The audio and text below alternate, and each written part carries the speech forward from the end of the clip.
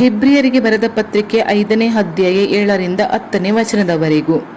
ಯೇಸು ಭೂಲೋಕದಲ್ಲಿದ್ದಾಗ ಮರಣಕ್ಕೆ ತಪ್ಪಿಸಿ ಕಾಪಾಡಶಕ್ತನಾಗಿರುವ ಆತನಿಗೆ ಬಲವಾಗಿ ಕೂಗುತ್ತಾ, ಕಣ್ಣೀರನ್ನು ಸುರಿಸುತ್ತಾ, ಪ್ರಾರ್ಥನೆ ವಿಜ್ಞಾಪನೆಗಳನ್ನು ಸಮರ್ಪಿಸಿ ದೇವರ ಮೇಲಣ ಭಯಭಕ್ತಿಯ ನಿಮಿತ್ತ ಕೇಳಲ್ಪಟ್ಟನು.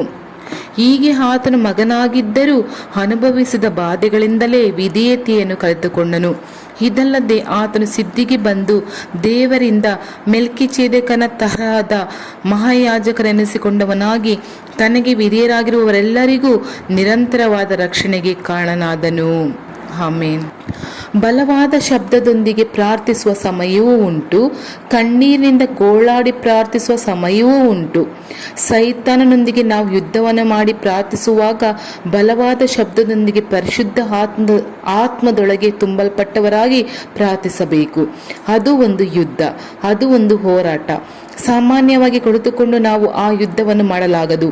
ಮೊಣಕಾಲಿನಲ್ಲಿ ನಿಂತು ಗೋಳಾಡಿ ಯುದ್ಧವನ್ನು ಮಾಡಬೇಕು. ಪ್ರಾರ್ಥನೆಯಲ್ಲಿ ಮುಂದಿನ ಭಾಗ ಕಣ್ಣೀರಿನೊಂದಿಗೆ ಪ್ರಾರ್ಥಿಸುವುದು. ಈ ಎರಡು ಪ್ರಾರ್ಥನೆಗಳು ಒಂದೊಂದು ನಂಬಿಕಸ್ಥನ ಜೀವನದಲ್ಲೂ ಕಾಣಲ್ಪಡಬೇಕು, ಒಂದೊಂದು ಪ್ರಾರ್ಥನಾ ಗುಂಪಿನಲ್ಲೂ ಕಾಣಲ್ಪಡಬೇಕು. ಯೇಸು ಬಲವಾದ ಶಬ್ದದೊಂದಿಗೆ ಪ್ರಾರ್ಥನೆಯನ್ನು ಮಾಡಿದರು, ನಂತರ ಕಣ್ಣೀರಿನೊಂದಿಗೆ ಪ್ರಾರ್ಥನೆಯನ್ನು ಮಾಡಿದರು. ನೋಡಿರಿ, ಯೆರೂಸಲೇಮನ್ನು ದೃಷ್ಟಿಸಿ ಯೇಸು ಮೆರವಣಿಗೆ ಬರುತ್ತಾರೆ. ಎಣ್ಣೆ ಮರದ ಗುಡ್ಡಗಳ ಇಳಿಜಾರಿಗೆ ಅವರು ಬಂದಾಗ ಯೆರೂಸಲೇಮ್ ಪಟ್ಟಣವು ಸುಂದರವಾಗಿ ಕಾಣಲ್ಪಡುತ್ತದೆ. ಯೇಸು ಕತ್ತೆಯ ಮೇಲೆ ರಾಜನಾಗಿ ಬರುತ್ತಾರೆ ಎಂದು ಶಿಷ್ಯರು ಸಂತೋಷಪಟ್ಟು ಓಜಾನ್ನ ಎಂದು ಹೇಳಿ ಸ್ತುತಿಸಿ ಆಡಿ ಸಂತೋಷ ಪಡುತ್ತಾರೆ. ಹೀಗೆ ಯೇಸುವಿನ ಮುಖಾಂತರ ಅವರ ಶಿಷ್ಯರುಗಳಿಗೂ ಜನರಿಗೂ ಒಂದೇ ಸಂತೋಷ. ಎಲ್ಲರೂ ಅವರನ್ನು ರಾಜನಾಗಿ ಆಹ್ವಾನಿಸಿಕೊಂಡು ಹೋಗುತ್ತಾರೆ. ಆದರೆ ಯಾರನ್ನು ನೋಡಿ ಅವರೆಲ್ಲರೂ ಸಂತೋಷಪಟ್ಟರೋ ಅವರ ಮುಖದಲ್ಲಿಯೋ ಸಂತೋಷವಿಲ್ಲ. ಅವರು ಯೆರೂಸಲೇಮ್ ನಗರಕ್ಕೆ ಸಮೀಪವಾಗಿ ಬಂದಾಗ ನಗರವನ್ನು ನೋಡಿ ಅದಕ್ಕಾಗಿ ಕಣ್ಣೀರು ಸುರಿಸಿ ಹತ್ತರು. ಲೂಕ 19ನೇ ಅಧ್ಯಾಯ 41ರಿಂದ 44ನೇ ವಾಕ್ಯದವರೆಗೂ ಎಂದು ಸತ್ಯವೇದದಲ್ಲಿ ಬರೆಯಲ್ಪಟ್ಟಿದೆ. ಕಾರಣವೇನು ಗೊತ್ತಾ? ಆ ಪಟ್ಟಣಕ್ಕೆ ಬರುವಂತಹ ನಾಶನವನ್ನು ಕುರಿತು ದೇವರಿಗೆ, ಯೇಸುವಿಗೆ ಚೆನ್ನಾಗಿ ಗೊತ್ತು.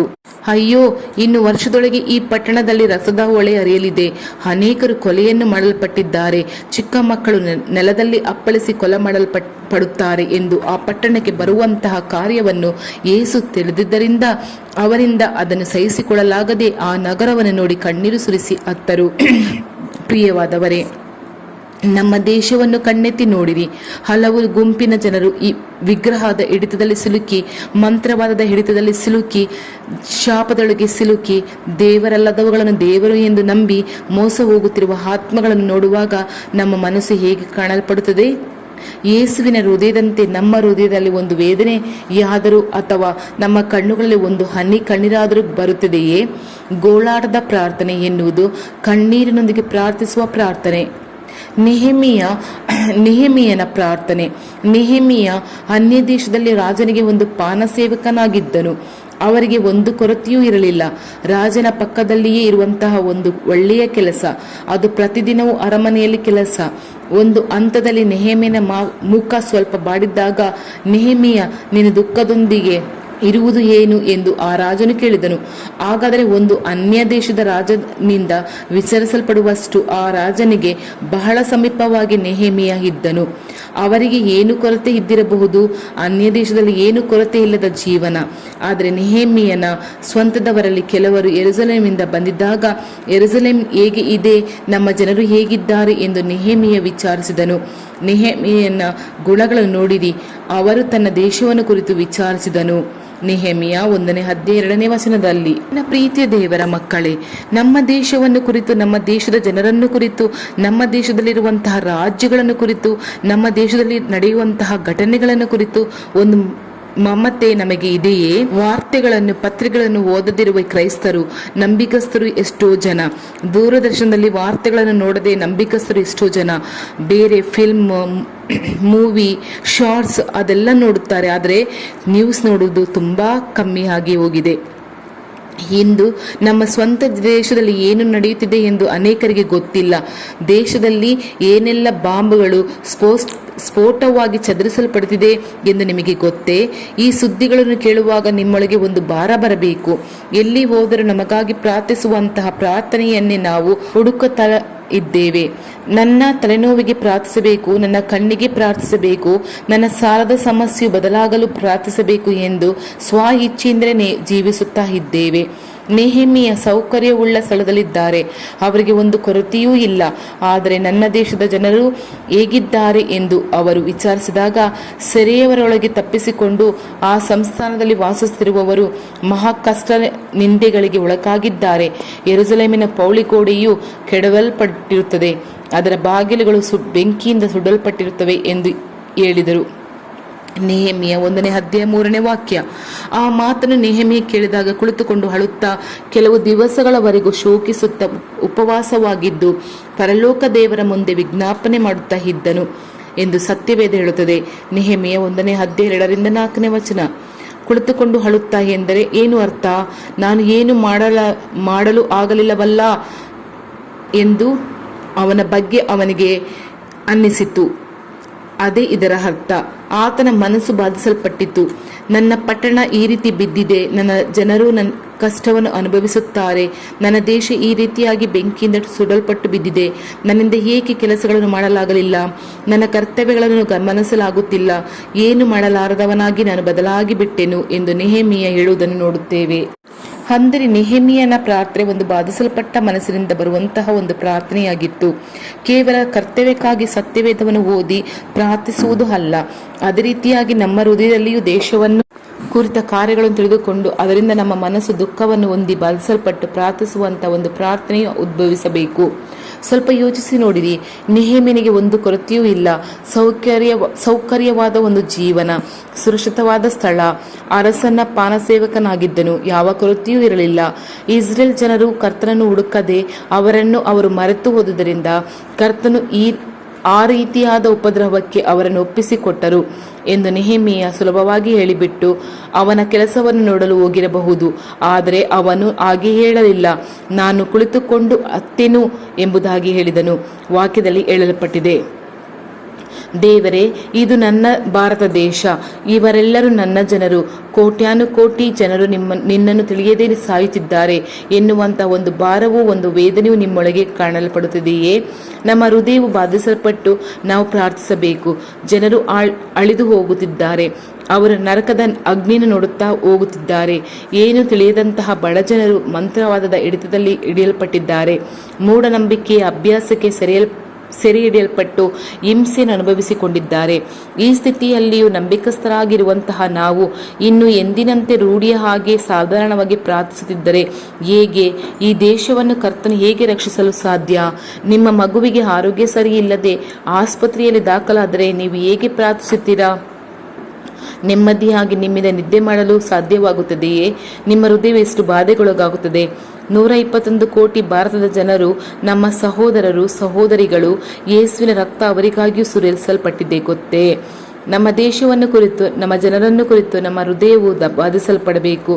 ನನಗೆ ನನ್ನ ವ್ಯಾಪಾರವೇ ಮುಖ್ಯ, ನನ್ನ ಕುಟುಂಬವೇ ಮುಖ್ಯ, ನನಗೆ ಪ್ರಾರ್ಥಿಸಲು ಸಮಯವಿಲ್ಲ, ಹಣ ಬೇಕಾದರೆ ಸೇವೆಗೆ ಕೊಡುತ್ತೇನೆ ಎಂದು ನಾವು ಹೇಳಿಕೊಂಡಿರಲು ಸಾಧ್ಯವೇ? ಕರ್ತನಿಗೆ ನೆಹೆಮೀಯ ಅಂತವರು ಬೇಕು. ನೀವು ದೇವ ಸಮೂಹದಲ್ಲಿ ದೇಶಕ್ಕಾಗಿ ಭಾರದಿಂದ ಪ್ರಾರ್ಥಿಸುವುದು ಉಂಟೆ? ನಾವು ಸ್ವಾರ್ಥರಾಗಿಯೇ ಜೀವಿಸುತ್ತಿದ್ದೇವೆ, ಸ್ವಾರ್ಥವಾಗಿಯೇ ಪ್ರಾರ್ಥಿಸುತ್ತಿದ್ದೇವೆ. ಸೇವೆಯನ್ನು ಮಾಡಿದರೂ ಸಹ ಅದರಲ್ಲಿಯೂ ಸ್ವಾರ್ಥ ಇಚ್ಛೆಯಿಂದಲೇ ಕಾರ್ಯನಿರ್ವಹಿಸುತ್ತೇವೆ. ಪ್ರಾರ್ಥಿಸಿದರೂ ಅದರಲ್ಲಿ ಸ್ವಾರ್ಥ, ಅದನ್ನು ಬಿಟ್ಟು ನಾವು ಹೊರಗೆ ಬರಬೇಕು. ನೆಹೆಮೀಯನ ಚರಿತ್ರೆಯನ್ನು ಓದಿ ನೋಡುವಾಗ ಕೆಲವು ದಿನಗಳಿಂದ ನಾನು ದುಃಖಿಸಿ ಎಂದು ಬರೆಯಲ್ಪಟ್ಟಿದೆ.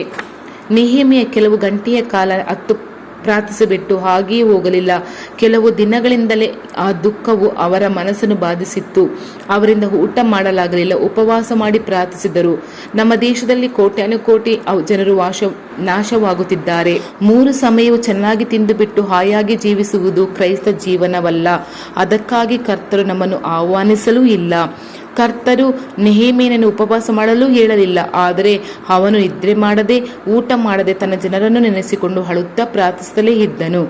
ನೆಹೆಮೀಯ 2ನೇ ಅಧ್ಯಾಯವನ್ನು ಓದಿ ನೋಡುವಾಗ ನೆಹೆಮೀಯ ರಾಜನಿಗೆ ಮುಂದೆ ನಿಲ್ಲುವಂತಹ ಆ ತಿಂಗಳು ಬರೆಯಲ್ಪಟ್ಟಿದೆ. ಲೆಕ್ಕಾಚಾರ ಮಾಡಿ ನೋಡಿದರೆ ಸುಮಾರು 4 ತಿಂಗಳು ನೆಹೆಮೀಯ ಆಳುತ್ತಿದ್ದನು. 1 ದಿನ ಅಲ್ಲ, 2 ದಿನ ಅಲ್ಲ, 4 ತಿಂಗಳಿಂದ ಆ ದುಃಖ ಅವನನ್ನು ಬಾಧಿಸಿತ್ತು. ನೆಹೆಮೀಯನೇ, ಏಕೆ ನೀನು ದುಃಖದೊಂದಿಗೆ ಇದ್ದೀಯಾ? ಏಕೆ ಹೀಗೆ ಅಳುತ್ತಲಿರುವೆ? ಏಕೆ ಹೀಗೆ ಊಟ ಮಾಡದೆ ಇದ್ದೀಯಾ ಎಂದು ಅವರ ಸ್ನೇಹಿತರು ಅರಸರು ಕೇಳಿರಬಹುದು ಅಲ್ಲವೇ? ನನ್ನ ಜನರು ಕಷ್ಟವನ್ನು ಅನುಭವಿಸುತ್ತಾರೆ. ಉಪವಾಸ ಮಾಡುತ್ತಾ ಬಾಧಿಸಲ್ಪಟ್ಟಂತಹ ಮನಸ್ಸಿನೊಂದಿಗೆ ಪರಲೋಕದ ದೇವನನ್ನು ದೃಷ್ಟಿಸಿ ನೆಹೆಮೀಯ ಪ್ರಾರ್ಥಿಸಲು ಆರಂಭಿಸಿದನು. ಆ ಪ್ರಾರ್ಥನೆಯೇ ಕರ್ತನ ಹತ್ತಿರದಿಂದ ಅವನಿಗೆ ಉತ್ತರವನ್ನು ತಂದಿತ್ತು. ಕರ್ತನಿಂದ ಮೌನವಾಗಿರಲು ಆಗಲಿಲ್ಲ. ಕೂಡಲೇ ಉತ್ತರವನ್ನು ಕೊಟ್ಟರು. ಇದು ಭಾರತದ ಸುಗ್ಗಿಯ ಕಾಲ.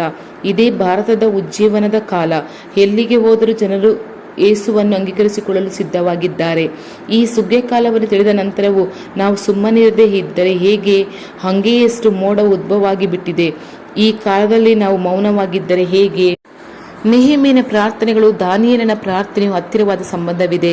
ಈ ಇಬ್ಬರು, ದೇವನೇ, ನಾನು ತಂದೆಯ ಮನೆಯವರು ಪಾಪವನ್ನು ಮಾಡಿಬಿಟ್ಟೆವು, ನಾವು ನಿನ್ನನ್ನು ದುಃಖಪಡಿಸಿ ಬಿಟ್ಟೆವು, ನಾವು ನಮ್ಮ ಪಾಪದಿಂದ ನಿಮ್ಮನ್ನು ಸಂಕಟಪಡಿಸಿ ಬಿಟ್ಟೆವು ಎಂದು ಪ್ರಾರ್ಥಿಸುವುದನ್ನು ನಾವು ನೋಡಬಹುದು.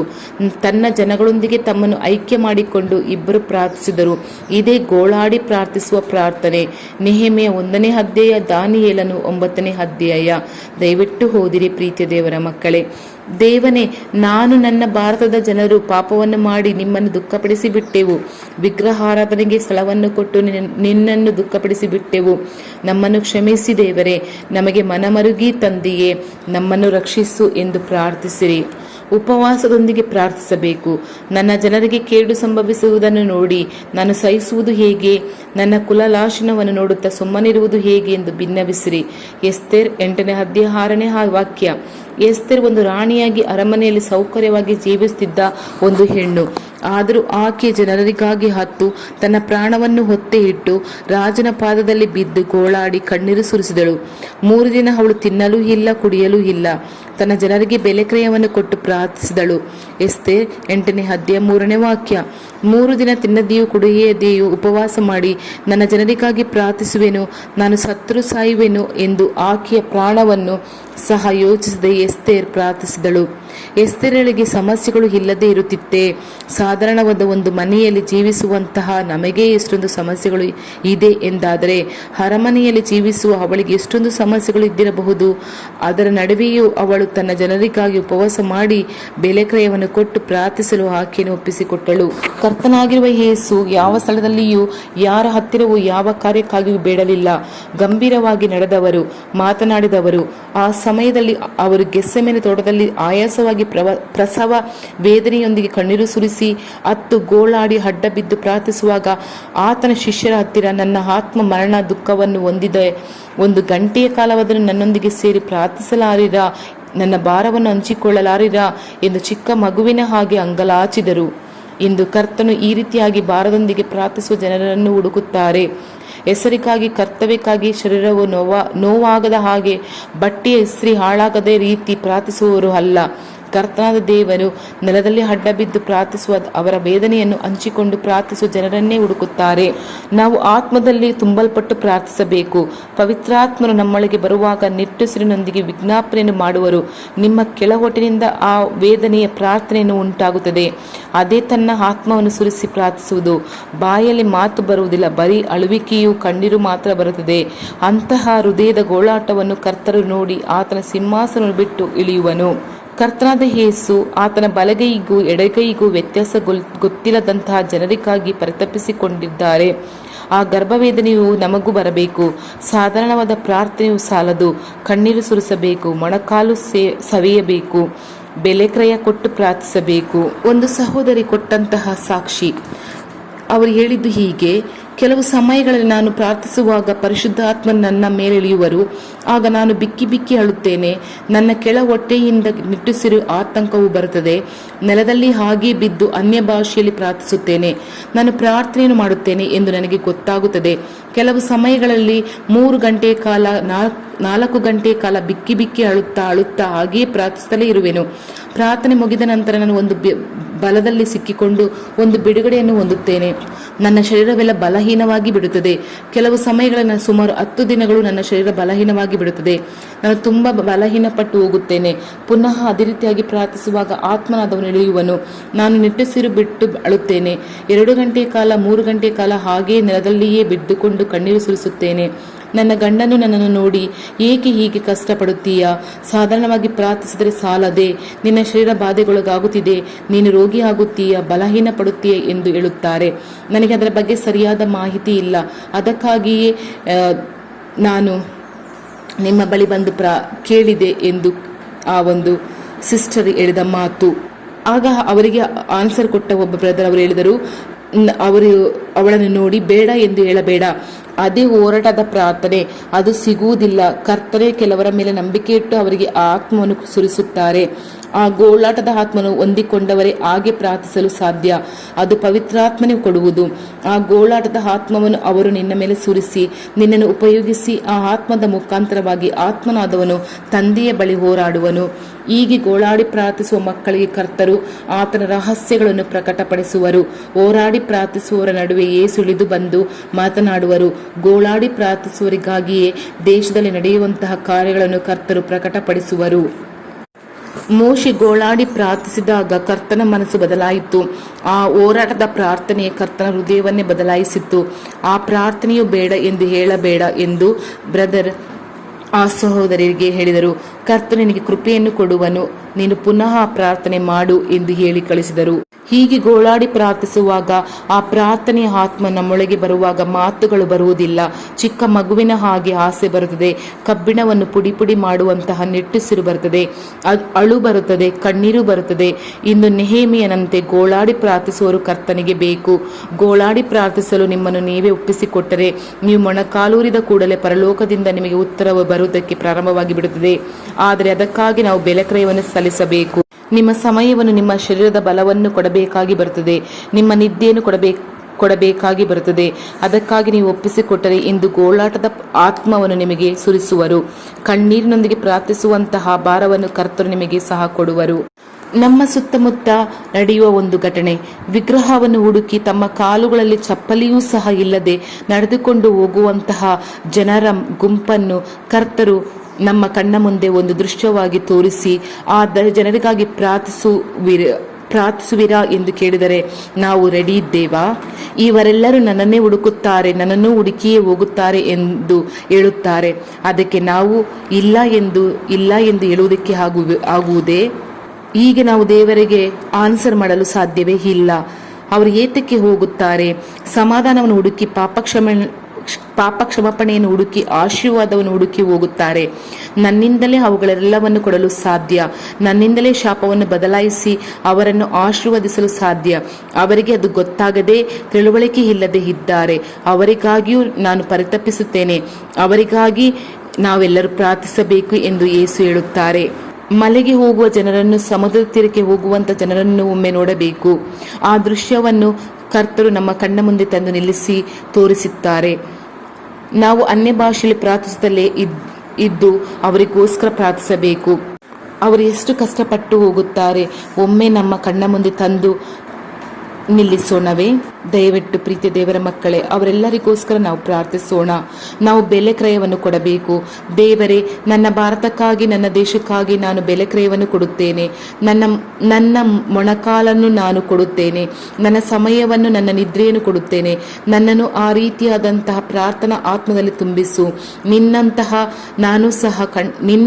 ನಾನು ಸಹ ಕಣ್ಣೀರಿನೊಂದಿಗೆ ಪ್ರಾರ್ಥಿಸಬೇಕು ಎಂದು ನೀವು ಒಪ್ಪಿಸಿಕೊಟ್ಟರೆ, ಅದಕ್ಕೆ ನಾವು ಸಿದ್ಧವಾಗಿದ್ದರೆ ಕರ್ತರು ನಮಗೆ ಹೋರಾಟದ ಆತ್ಮವನ್ನು ಕೊಡುವರು. ಈಗಲೇ ಪವಿತ್ರ ಆತ್ಮರು ನಿಮಗೆ ಕೊಡುವರು. ಈಗಲೇ ನಿಮಗೆ ಆ ಭಾರವನ್ನು ಕೊಡುವರು. ಒಂದು ಗರ್ಭವೇದನೆಯು ನಿಮಗೆ ಉಂಟಾಗುತ್ತದೆ. ಗೆಸ್ಸೆಮನೆಯ ಭಾರವನ್ನು ಕರ್ತರು ಇಂದು ನಿಮಗೆ ಕೊಡುವರು. ನೀವು ಹಾಗೆ ಬದಲಾದರೆ ಏನು ನಡೆಯುತ್ತದೆ ಗೊತ್ತಾ? ನೀವು ಯೇಸುವನ್ನು ಹುಡುಕಬೇಕಾದುದು ಇರುವುದಿಲ್ಲ. ಪ್ರತಿದಿನವೂ ಅವರೇ ನಿಮ್ಮನ್ನು ಹುಡುಕುತ್ತಾ ಬರುವರು. ನೀವು ಯಾವಾಗ ಪ್ರಾರ್ಥಿಸಲು ಮೊಣಕಾಲನ್ನು ಹಾಕುವಿರೋ ಎಂದು ಕಾದಿದ್ದು ಕೂಡಲೇ ನಿಮ್ಮ ಪ್ರಾರ್ಥನೆ ಕೋಣೆಯಲ್ಲಿ ಯೇಸು ಬಂದು ನಿಲ್ಲುವರು. ಆಗ ಅವರು ಏನು ಹೇಳುತ್ತಾರೋ ಅದಕ್ಕಾಗಿ ಪ್ರಾರ್ಥಿಸುವುದು ಒಂದು ಉನ್ನತವಾದ ಅನುಭವ. ಪವಿತ್ರಾತ್ಮನೇ ಪ್ರಾರ್ಥನೆ ವಿಜ್ಞಾಪನೆಗಳನ್ನು ಕೊಡುವರು. ಈ ರೀತಿಯಾದಂಥ ಒಂದು ಪ್ರಾರ್ಥನಾ ಅನುಭವದೊಳಗೆ ನೀವು ಬರಬೇಕಾದರೆ ಹೋರಾಟದ ಆತ್ಮವನ್ನು ನೀವು ಹೊಂದಿಕೊಳ್ಳಬೇಕು. ಯೇಸುವನ್ನು ನೀವು ಪ್ರತಿದಿನವೂ ಸಂಧಿಸಬಹುದು, ಏಕೆಂದರೆ ಪ್ರಾರ್ಥಿಸುವ ಜನರೇ ಅವರಿಗೆ ಬಹಳ ಪ್ರಿಯವಾಗಿದ್ದಾರೆ. ಒಂದು 13 ವರ್ಷದ ಹುಡುಗಿ ಸಾಕ್ಷಿ ಕೊಟ್ಟ ವಿಷಯ. ಅವಳು ಮುಂಜಾನೆಯಲ್ಲಿ 4 ರಿಂದ 5 ಗಂಟೆಯೊಳಗೆ ಎದ್ದು ಪ್ರಾರ್ಥಿಸುವಳು. ಒಂದು ದಿನ ನಾನು ಕರ್ತನನ್ನು ಸ್ತುತಿಸುತ್ತಿರುವಾಗ ಯೇಸು ನನ್ನ ಕೋಣೆಯೊಳಗೆ ಪ್ರತ್ಯಕ್ಷವಾಗಿ ಬಂದರು. ಯೇಸುವನ್ನೇ ನೋಡಿಬಿಟ್ಟೆನು ಎಂದು ತುಂಬ ಸಂತೋಷದಿಂದ ಹೇಳಿದಳು. ಮಗಳೇ, ನಾನು ಹೇಳುವಂಥ ಕಾರ್ಯಕ್ಕಾಗಿ ನೀನು ಪ್ರಾರ್ಥಿಸುವೆಯಾ ಎಂದು ಯೇಸು ಹೇಳಿದರಂತೆ. ಅದಕ್ಕೆ ನಾನು ಪ್ರಾರ್ಥಿಸುತ್ತೇನೆ ದೇವರೇ ಎಂದು ಹೇಳಿದಳು. ಆಗ ಅವರು, ಈ ದೇಶವನ್ನು ನೋಡು ಮಗಳೇ, ಅನೇಕ ಯೌವನಸ್ಥರು ಕುಡುಕರಾಗಿ ಪಾಪದಲ್ಲಿ ಬಿದ್ದು ದುಷ್ಟರಾಗಿ ಅಲೆದುಕೊಂಡಿದ್ದಾರೆ. ಅವರಿಗಾಗಿ ನಾನು ಮನಸ್ತಾಪ ಪಡುತ್ತೇನೆ, ಅವರಿಗಾಗಿ ನೀನು ಪ್ರಾರ್ಥಿಸು ಎಂದು ಹೇಳಿದರು. ನಾನು ಸಹ ಅವರ ಭಾರವನ್ನು ಅಂಗೀಕರಿಸಿಕೊಂಡು ಭಾರತದಲ್ಲಿರುವಂತಹ ಯೌವನಸ್ಥರೆಲ್ಲರಿಗೋಸ್ಕರ ರಕ್ಷಣೆಯನ್ನು ಹೊಂದಬೇಕು ಎಂದು ಬಹಳ ಕಣ್ಣೀರೊಂದಿಗೆ ಹಲವು ನಿಮಿಷಗಳ ಸಮಯವೂ ಮಾಡಿದೆನು. ಕೂಡಲೇ ಅವರು ನಿನ್ನಂತೆ ಭಾರತದಲ್ಲಿರುವ ಚಿಕ್ಕ ಮಕ್ಕಳಿಗಾಗಿ ಪ್ರಾರ್ಥಿಸು, ಏಕೆಂದರೆ ಆ ಚಿಕ್ಕ ಮಕ್ಕಳು ಬಾಧಿಸಲ್ಪಡುತ್ತಿದ್ದಾರೆ, ಕಷ್ಟಪಡುತ್ತಿದ್ದಾರೆ. ಆ ಮಕ್ಕಳಿಗಾಗಿ ನೀನು ಪ್ರಾರ್ಥಿಸು ಎಂದರು. ಕೂಡಲೇ ನಾನು ಅದಕ್ಕೆ ವಿಧೇಯಳಾಗಿ ಭಾರತದಲ್ಲಿರುವಂತಹ ಚಿಕ್ಕ ಮಕ್ಕಳಿಗಾಗಿ ಬಹಳ ಕಣ್ಣೀರಿನೊಂದಿಗೆ ಪ್ರಾರ್ಥಿಸಿದೆ. ಸುಮಾರು 1 ಗಂಟೆ ಕಾಲ ಪ್ರಾರ್ಥಿಸಿ ಮುಗಿಸಿದ ನಂತರ ಏಸಪ್ಪ ನನ್ನ ಹತ್ತಿರ, ಸರಿ, ನಾನು ನಾಳೆ ಬರಲೇ? ನಾಳೆ ನಾನು ಬರುವಾಗ ನನ್ನೊಂದಿಗೆ ಸೇರಿ ಪ್ರಾರ್ಥಿಸಬೇಕು, ಸರಿ ಎಂದು ಹೇಳಿಬಿಟ್ಟು ಹೋಗಿಬಿಟ್ಟರು. ಹೀಗೆ ಪ್ರತಿಯೊಂದು ದಿನವೂ ಮುಂಜಾನೆಯಲ್ಲಿ ನಾನು ಏಸಪ್ಪನಿಗಾಗಿ ಕಾದಿರುವೆನು. ಅವರು ಬರುವರು, ಅವರು ಹೇಳುವುದನ್ನೆಲ್ಲ ನಾನು ಪ್ರಾರ್ಥಿಸುವೆನು ಎಂದು ಆನಂದದ ಕಣ್ಣೀರಿನೊಂದಿಗೆ ಆಕೆಯ ಅನುಭವವನ್ನು ಹಂಚಿಕೊಂಡಳು. ಆದ್ದರಿಂದಲೇ ಅವರ ಹೃದಯದ ಭಾರವನ್ನು ಅರ್ಥ ಮಾಡಿಕೊಂಡು ನಾವು ಪ್ರಾರ್ಥಿಸಲು ನಮ್ಮನ್ನು ಒಪ್ಪಿಸಿಕೊಟ್ಟರೆ ಗೋಳಾಟದ ಆತ್ಮವನ್ನು ನಮಗೆ ಕರ್ತರು ಕೊಡುವರು. ಪ್ರೀತಿಯ ದೇವರ ಮಕ್ಕಳೇ, ನಾವು ಯೇಸುವಿನ ಹಾಗೆ, ನೆಹೆಮೀಯನ ಹಾಗೆ, ಎಸ್ತರಳ ಹಾಗೆ ಉಪವಾಸ ಮಾಡಿ ಹೋರಾಡಿ ಪ್ರಾರ್ಥಿಸುವಾಗ ನಾವು ಜೀವಿಸುವವರ ಮಧ್ಯದಲ್ಲಿ, ಜಿಲ್ಲೆಯಲ್ಲಿ, ರಾಜ್ಯದಲ್ಲಿ, ದೇಶದಲ್ಲಿ ದೊಡ್ಡ ಉಜ್ಜೀವನವನ್ನು, ಸುಗ್ಗಿಯನ್ನು ನಾವು ನಮ್ಮ ಕಣ್ಣಿನ ಮುಂದೆಯೇ ನೋಡಬಹುದು. ಭಾರತ ದೇಶಕ್ಕಾಗಿ ಗೋಳಾಡಿ ಪ್ರಾರ್ಥಿಸುವಿರಾ? ಭಾರತ ದೇಶದಲ್ಲಿರುವ ಚಿಕ್ಕ ಮಕ್ಕಳಿಗೋಸ್ಕರ ಪ್ರಾರ್ಥಿಸುವಿರಾ? ಭಾರತ ದೇಶದಲ್ಲಿರುವ ಕುಡುಕರಿಗೋಸ್ಕರ ಪ್ರಾರ್ಥಿಸುತ್ತೀರಾ? ಭಾರತ ದೇಶದಲ್ಲಿರುವ ವಿಧೇಯರಿಗೋಸ್ಕರ ಪ್ರಾರ್ಥಿಸುತ್ತೀರಾ? ಕಷ್ಟ ಪಡುತ್ತಿರುವವರಿಗೋಸ್ಕರ ಪ್ರಾರ್ಥಿಸುತ್ತೀರಾ? ಸಾಲದ ಭಾರದಿಂದ ನೊಂದು ಹೋಗುತ್ತಿರುವವರಿಗೋಸ್ಕರ ಪ್ರಾರ್ಥಿಸುತ್ತೀರಾ? ಆತ್ಮಹತ್ಯೆ ಮಾಡಿಕೊಳ್ಳುವವರಿಗೋಸ್ಕರ ಪ್ರಾರ್ಥಿಸುತ್ತೀರಾ? ಇನ್ನು ಮುಂದೆ ಆತ್ಮಹತ್ಯೆ ಯಾರು ಕೂಡ ಆಗಬಾರದು, ಆಕ್ಸಿಡೆಂಟ್ ಆಗ್ತಾ ಇದೆ, ಅವರಿಗೋಸ್ಕರ ಪ್ರಾರ್ಥಿಸುತ್ತೀರಾ? ದೇವ ಪ್ರೀತಿಯ ಮಕ್ಕಳೇ, ಈ ಒಂದು ಕ್ಷಣ ನಾವು ದೇವರ ಬಳಿಯಲ್ಲಿ ಪ್ರಾರ್ಥಿಸೋಣ. ಅದಕ್ಕಿಂತ ಮುಂಚೆ ನನ್ನದೊಂದು ವಿಷಯ ನಾನು ಹೇಳಬೇಕು. ಏನೆಂದರೆ, ನಾನು ಕೂಡ ಅಷ್ಟೇ, ನಾನು ಸ್ಕೂಟಿಯಲ್ಲಿ ಹೋಗುವಾಗ ದಾರಿಯಲ್ಲಿ ಈ ಒಂದು ವಿಗ್ರಹಕ್ಕೆಲ್ಲ ಅಭಿಷೇಕ ಎಲ್ಲ ಮಾಡುತ್ತಾರೆ, ಅದೆಲ್ಲ ಫೋಟೋ ಎಲ್ಲ ಹಾಕಿರ್ತಾರೆ. ಸೊ ಅದನ್ನೆಲ್ಲ ನೋಡುವಾಗ ನನ್ನ ದೇಹ, ನನ್ನ ಒಂದು ಹೃದಯ ಭಾರವಾಗಿ ಹೋಗುತ್ತದೆ. ದಾರಿಯಲ್ಲಿ ಹೋಗುವಾಗೆಲ್ಲ ಕಣ್ಣೀರು ಸುರಿಸಿಕೊಂಡು ನಾನು ಪ್ರಾರ್ಥಿಸಿಕೊಂಡು ಹೋಗುತ್ತೇನೆ, ಈ ಎಲ್ಲ ವಿಷಯಗಳೆಲ್ಲ ನಶ್ವರವಾಗಿ ಹೋಗಲಿ, ನಾಶವಾಗಿ ಹೋಗಲಿ, ಇದಕ್ಕೆಲ್ಲ ಬಲಿಯಾಗುತ್ತಿರುವ ಮಕ್ಕಳನ್ನು ಕಾಪಾಡು ತಂದೆಯೇ ಎಂದು. ಅದೇ ಪ್ರಕಾರ ಇವತ್ತು ಬೆಳಿಗ್ಗೆ ನನಗೆ ಒಂದು ವಿಷಯ ನನಗೆ ಸಿಕ್ಕಿತ್ತು.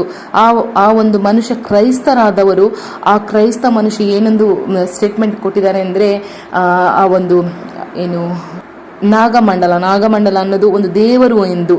ಅದನ್ನು ನನ್ನ ಒಂದು ಬಾಯಲ್ಲಿ ಹೇಳಲಿಕ್ಕೆ ನನಗೆ ಇಷ್ಟ ಆಗ್ತಾ ಇಲ್ಲ, ಆದರೆ ನಾನು ಅದನ್ನು ನಿಮ್ಮ ಬಳಿ ಹೇಳಲೇಬೇಕು. ಪ್ರೀತಿಯ ದೇವರ ಮಕ್ಕಳೇ, ಒಂದು ಕ್ರೈಸ್ತರಾದವರು ಈ ರೀತಿ ಹೇಳುತ್ತಿದ್ದಾರೆ ಎಂದರೆ ಎಷ್ಟೊಂದು ಬೇಸರದ ವಿಷಯ ಅಲ್ಲವೇ?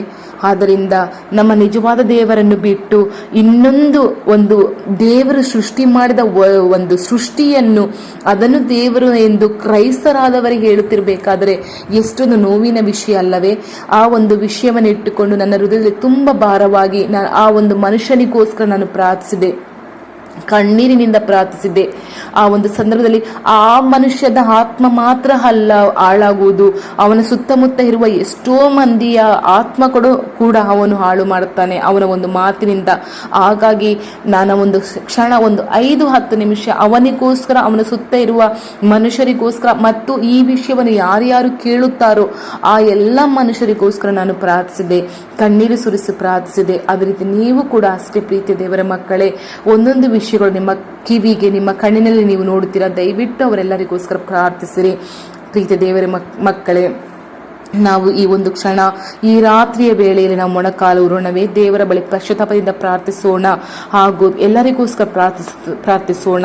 ಕಣ್ಣು ಮುಚ್ಚಿ ನಿಮ್ಮ ಕೈಯನ್ನು ನಿಮ್ಮ ಹೃದಯದ ಮೇಲೆ ಇಟ್ಟುಕೊಳ್ಳಿ. ತಂದೆಯ ದೇವರೇ, ಯೇಸುವೆ, ಅಪ್ಪ, ನಮ್ಮ ಭಾರತ ದೇಶಕ್ಕೋಸ್ಕರ ನಾನು ಪ್ರಾರ್ಥಿಸುತ್ತೇನೆ. ನನ್ನನ್ನು ಕ್ಷಮಿಸು. ಇಷ್ಟು ದಿನ ನಾನು ಇವರಿಗೋಸ್ಕರ ನಾನು ಪ್ರಾರ್ಥಿಸದೆ, ತಪ್ಪದ ದಾರಿಯಲ್ಲಿ ಹೋಗುತ್ತಿರುವವರಿಗೋಸ್ಕರ ನಾನು ಪ್ರಾರ್ಥಿಸಿದೆ. ನನ್ನ ಒಂದು ಗುಂಗಿನಲ್ಲಿ ನಾನು ಇದ್ದು ಬಿಟ್ಟೆ. ನನ್ನನ್ನು ಕ್ಷಮಿಸು ಪ್ರಭುವೆ. ಅವರಿಗೋಸ್ಕರ ನಾನು ಕ್ಷಮೆ ಯಾಚಿಸುತ್ತೇನೆ. ನನ್ನ ಭಾರತ ದೇಶದಲ್ಲಿರುವವರೆಲ್ಲರೂ ಸಹೋದರ ಸಹೋದರಿಯರು ಪ್ರಭುವೆ, ಅವರೆಲ್ಲರೂ ರಕ್ಷಿಸು, ಕಾಪಾಡು ತಂದೆಯೇ, ಕಾಪಾಡು ರಾಜ. ಯೇಸುವೆ, ತಂದೆಯ ದೇವರೇ, ಅವ್ರಿಗೇನು ಮಾಡುತ್ತಿದ್ದಾರೆ ಎಂದು ಅವರು ಅರಿಯದೇ ಮಾಡುತ್ತಿದ್ದಾರೆ. ದಯವಿಟ್ಟು ನಿಮ್ಮ ರಕ್ತದ ಕೋಟಿಯಲ್ಲಿ ಅವರನ್ನು ಬಂಧಿಸು. ಸೈತಾನನು ಅವರ ಮೂಲಕದಿಂದಾಗಿ ಈ ಎಲ್ಲ ಕ್ರಿಯೆಗಳನ್ನು ಮಾಡಿಸುತ್ತಿದ್ದಾನೆ. ಆ ಎಲ್ಲ ಮಕ್ಕಳು ನಿಮ್ಮ ಮಕ್ಕಳು, ನಿಮ್ಮಿಂದ ದೂರ ಹೋಗುವುದಕ್ಕೋಸ್ಕರ ಅವನು ಆ ರೀತಿ ಕ್ರಿಯೆ ಮಾಡುತ್ತಿದ್ದಾನೆ. ದಯವಿಟ್ಟು ಎಲ್ಲರನ್ನೂ ಪಿಶಾಚಿ ಕೈಯಿಂದ ಕಾಪಾಡಬೇಕಾಗಿ ಬೇಡಿಕೊಳ್ಳುತ್ತೇನೆ ಅಪ್ಪ. ಒಳ್ಳೆಯ ದಿವಸವನ್ನು ಕೊಟ್ಟು ಈ ರಾತ್ರಿಯನ್ನು ನನಗೆ ಕೊಟ್ಟದಕ್ಕಾಗಿ ಸ್ತೋತ್ರ. ಈ ರಾತ್ರಿಯ ವೇಳೆ ಎಲ್ಲರಿಗೋಸ್ಕರ ಪ್ರಾರ್ಥಿಸುವುದಕ್ಕೆ ನನಗೆ ಅನುಭವವನ್ನು ಕೊಟ್ಟಂತ ದೇವರೇ ನಿಮಗೆ ಸ್ತೋತ್ರ. ಯೇಸು ಕ್ರಿಸ್ತ ನಾಮದಲ್ಲಿ ಆಮೇನ್, ಆಮೇನ್ ತಂದೆಯೇ.